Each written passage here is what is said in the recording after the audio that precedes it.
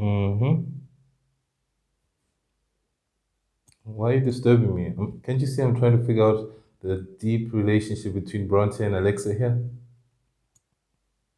I'm reading Citrus.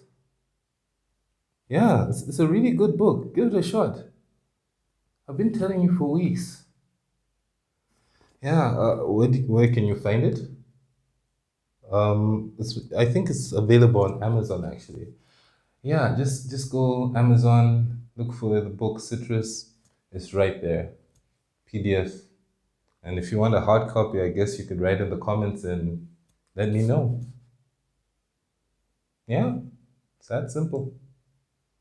Hey guys, I would like to say thank you to my first sponsor, Tabitha Kumwembe. She is my little sister and she wrote her novel. Can you believe that? I thought I was the talented one. And if you want a hard copy like mine, just write in the comments below and let's support my sister as well. I'll try to put some affiliate links later on. But until then, let's get to the video.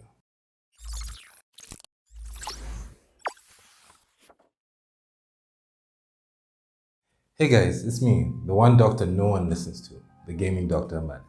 And today we're going to talk about state of play for PlayStation. So let's head right into it and give you a brief summary of what we saw on State of Play 2022. Well, we start off with a trailer that takes place in the near future, about 2042, something like that.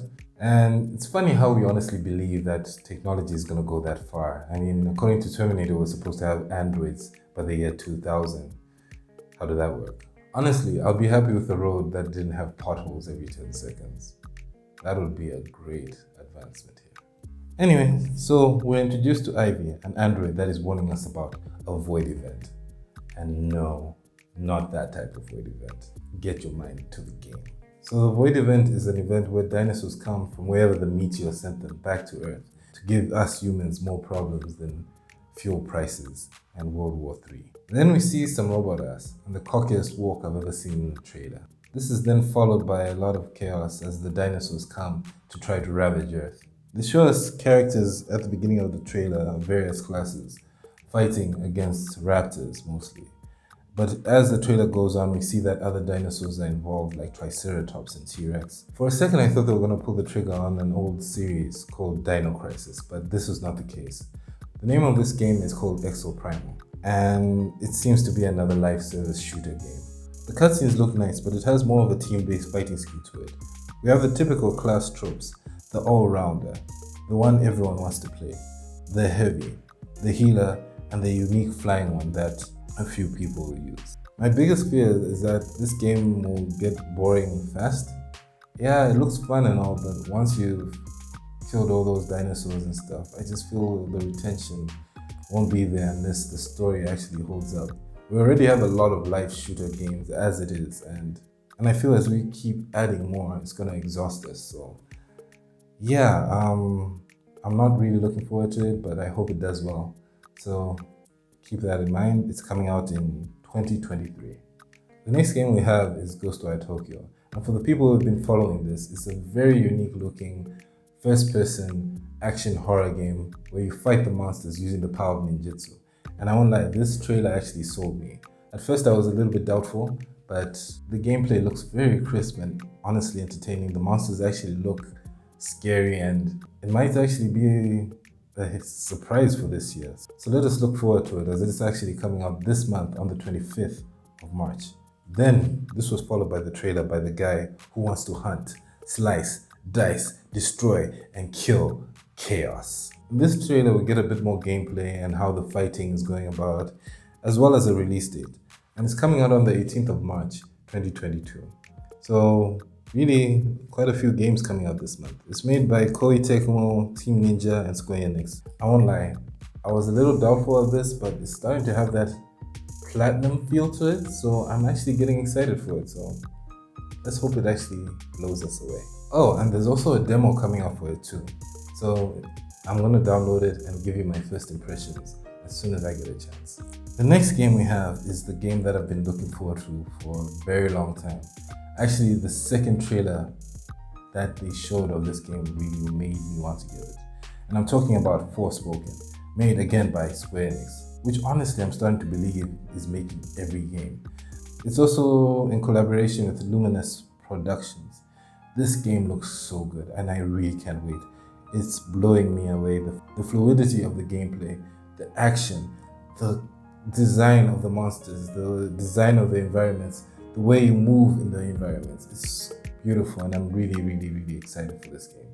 Keep a lookout for this game as she will rise on the 11th of October of this year, exclusive to PS5. This will then be followed up by Gundam Evolution. And I won't lie, I'm not really excited about this. I saw it and I was like, ooh, Gundam. But then I saw the actual trailer and it looks so beige. Like every Gundam, even though they have the typical colorful Gundam, it doesn't even look colorful, if that makes sense. From what it looks like, it's another live service shooter, a 6-on-6 battle, and I'm not really sure if I'm really gonna be into this, but for those of you who have the time and like it, go ahead. It seems to be mostly a first-person shooter, but I've also seen aspects of it where you seem to also go into third person. So jump into it if you're interested, and yeah, there's a spring network test for the US and Japan. Next, we have Teenage Mutant Ninja Turtles, the Kawabanga collection. This collection has games dating back to the Game Boy, and basically is a nostalgia trip for many people who've actually played those games.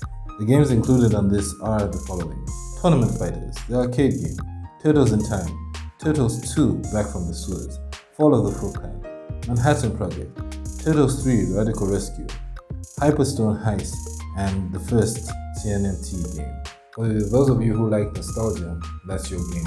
I hope you enjoy it, but I'm not really into it. Next, we have a kaiju fighting game.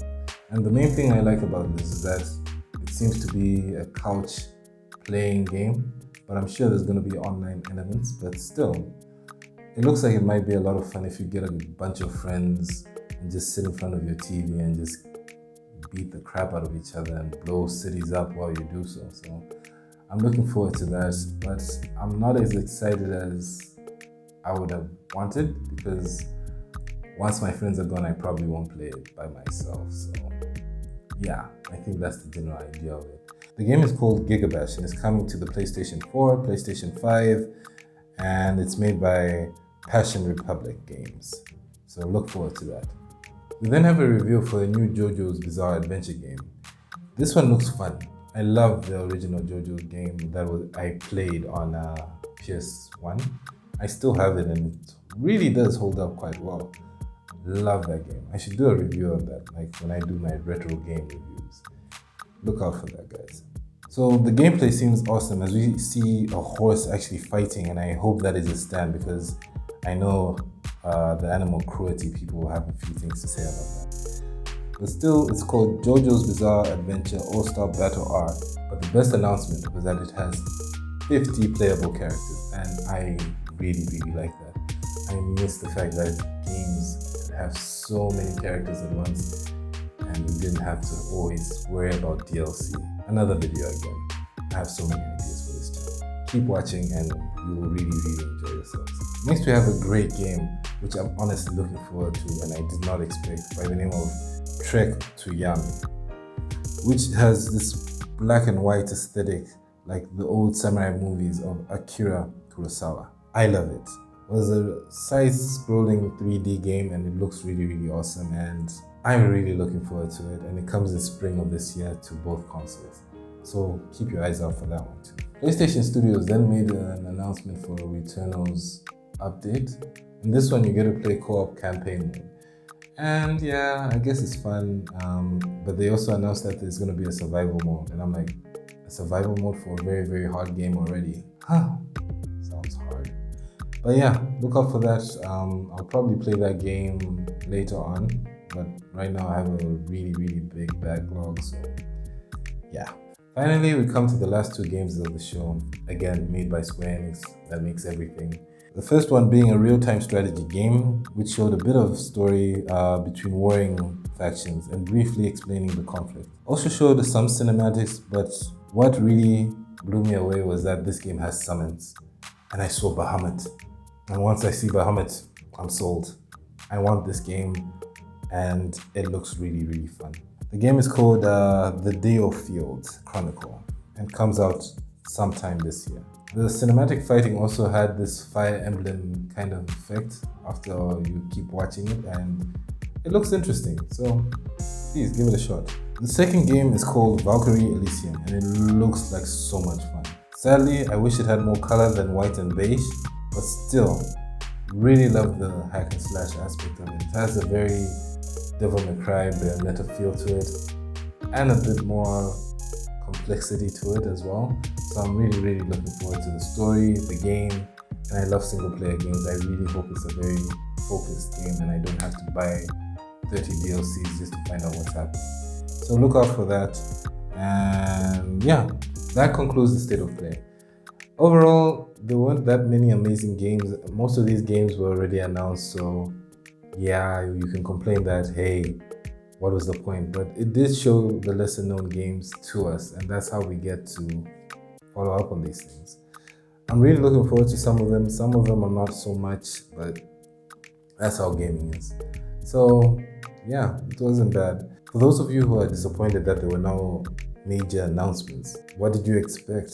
Honestly, you should go into these things with a little bit of a low expectation and be surprised as you watch these shows. I know, I'm gonna get a lot of hate for saying that, but I just feel like we already have God of War coming, we already have Ghostwire coming. Well, these are all games that are coming to PlayStation as exclusive, and yeah, they've already given us a calendar for their year, so what can we do? Let's just enjoy what we can. Otherwise, thank you for joining me. That was a simple review of the PlayStation State of Play.